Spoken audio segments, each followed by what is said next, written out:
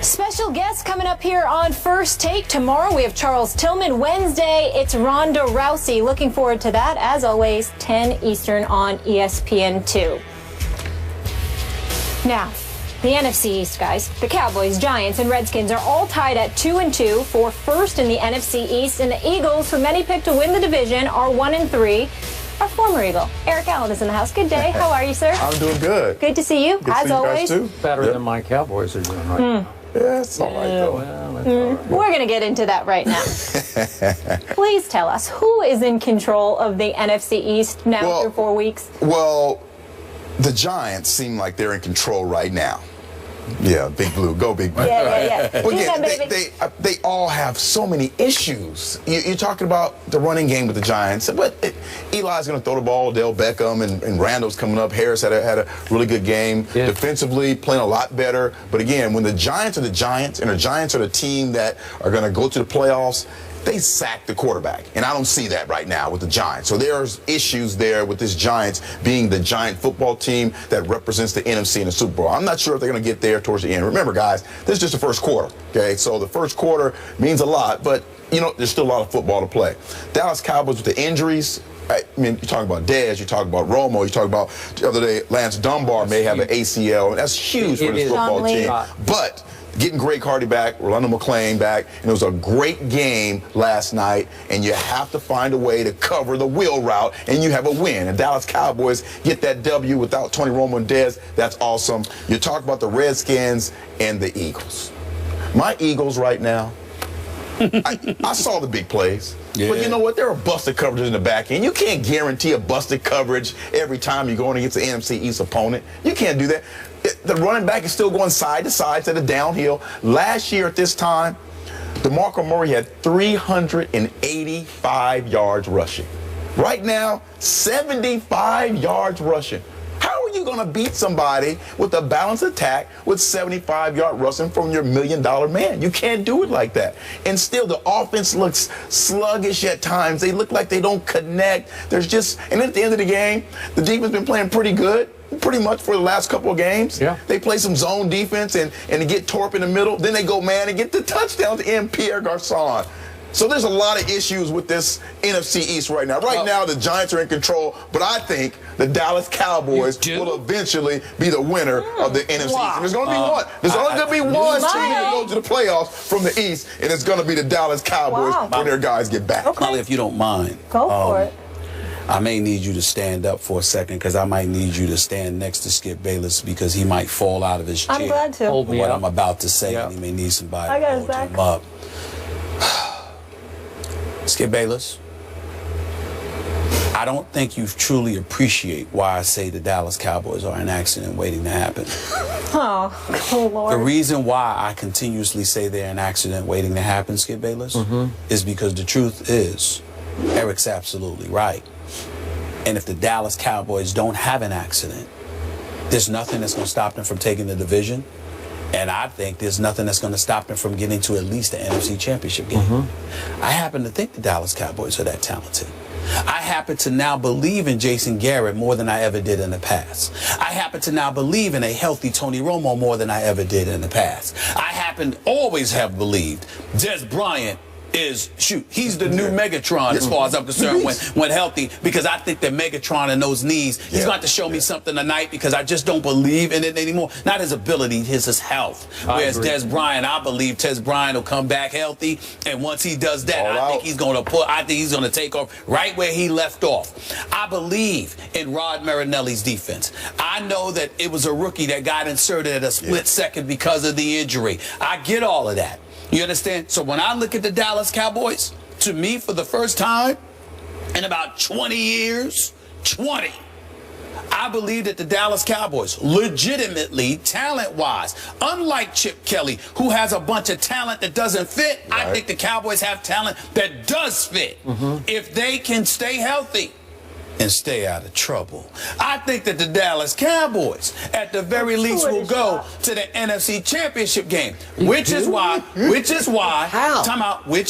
I just finished saying, if healthy, that's what I'm saying, which is why I said, accident waiting to happen. Because the only thing you can say about Dallas is that no matter if it's injuries, weed, whatever, something happens that gets in the way.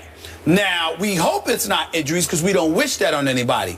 But it just seems to me that the Dallas Cowboys, whether it's because of karma, it's because of Jerry Jones and his interest in the hype machine, even though he's considerably less interested in hype than he was in the past, because now winning is the priority that it should be, even more so. I just look at Dallas and I say, something always goes wrong, but I cannot deny the talent that they have available to them and how if all things came together, they could beat anybody. I just don't believe it will happen. Okay, you realize Romo isn't due back until just before Thanksgiving. It doesn't matter. Okay? It doesn't matter because it's the NFC East, right, and nobody will be that far away. Now, you two wide-eyed Cowboy lovers over there. Hey. Let me just. We're sane on this side. Let's be objective over here because I'm having to deal with the reality of this. Here's what's about to happen. Your New York Football Giants are about to pull off a 7-game winning streak. They're going to win their next 5 games. Book it. They're going to win their next 5. I know they've got issues, but this schedule says, thank you, God. That's what it says. Oh, 7 in a row. And my Dallas Cowboys are about to lose 6 straight games because they're going to lose to New England at home. Yep. They're going to lose at the New York Giants, who owe them for the opening night loss. They're going to lose to the Seahawks, who owe them for last year up in Seattle. That's at home.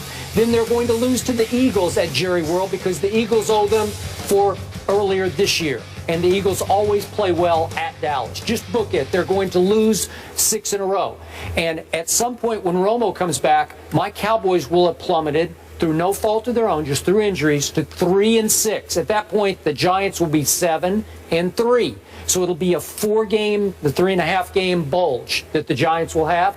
Then can my Cowboys win their last 7? It's possible because I agree. If they get healthy, they are sensationally talented. It's why I picked them to go to the Super Bowl. Could the Giants finish 3-3 to fall where they both finish 10-6? Maybe. But when you say win the NFC, get to the NFC Championship, man, it's going to take a minor miracle because I don't even know if Romo can get back for that game. What's the best unit?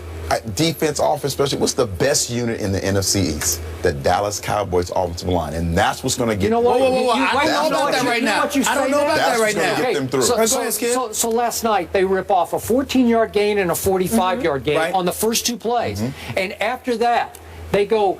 What was it? 28 more. I'm off the top of my head. 28 more carries for like 56 yards. Hold on. I mean, they couldn't get a yard. Stay right there. Yeah. Right. Your man and mine, prime time, Deion Sanders, pointed out something very, very wise last night. He said, yeah, there were some holes, but there were plenty of times when those runners didn't hit those holes. It ain't about the offensive line because it's not about the offensive line not doing what it's doing. It's about them not having the running back to capitalize off of it, which again comes back to DeMarco. Now, I ask you this question, and I understand your argument, Skip Bayless. We're going to put Skip on the spot right here. All right. I understand your argument. He's nervous. Stay with me. You usually do get a little petrified. I understand. That's what he knows that. But here's the deal. I got to ask you this question, Skip, in all seriousness. I understand that you believe Jerry Jones was right. But if I sit there and I look at you and I say, Skip Bayless, an extra $5 or $6 million will deliver you a Super Bowl championship for the first time in 20 years. You taking that? Yeah, but I don't know what they did offer him. I never heard this. It was never publicized what the offer to DeMarco was. No, yes, it was. It was around $12 million. It was around. I remember it was around $12 million. Now he got 19 and 20 from Philadelphia, but it was around $12 million. What I'm saying to you is this, Skip: if you came up to 18. Regardless of how much that may have compromised, considering the 1,845 yards, considering the 449 touches overall last year, considering how it protected Tony Romo, considering how it elevated Jason Witt even more, because then the offensive line looked that much better. You not only had production, you had happiness because guys were good with what was happening. You sacrificed all of that. But once Chip Kelly offered an outrageous sum for him to go to Philly, he's like, I gotta go. Yeah. He had to go. He had to go, Eric, because of the discrepancy compared to what he would do a do-over too right now, though, too. In a discrepancy, you trying to tell me that DeMarco Murray sits there and leaves Dallas with that offensive line because of $1.5 million or something like that? No, he wouldn't. He would do a do-over. So that's right what now. I'm saying. Okay, you know but that. Jerry was with you about this. They were fearful that he had been used up last year, that he was an accident. They're trying to find the guy. You see the numbers in the carries. They're trying to find the guy to help them later on in the season. Maybe it's Christian Michael. Maybe it's McFadden more. No, come on now. We'll see. Ain't DeMarco. Stop it. Stop it. Just accept it. Well, is DeMarco anymore? No. In Philly, because he doesn't have that offensive line that Chip Kelly gave away 3 offensive linemen. Yeah, running They gave side away. to side. You know what I mean? Come on now. Get the guy. Pyramids and running Matt downhill. Going, what do you want? You did that. Let him go back to Dallas. He looked just like he looked last year. All right, the last time there were back-to-back division winners in the NFC East, that was 2001 to 2004. It was the Philadelphia Eagles. Eric Allen, thank you so much for being with us. Anytime. We appreciate it. We have breaking news coming out of Miami concerning the future of head coach Joe Philbin. We'll discuss that, fill you in, and react to it after the break. Stay here. This is First Takes.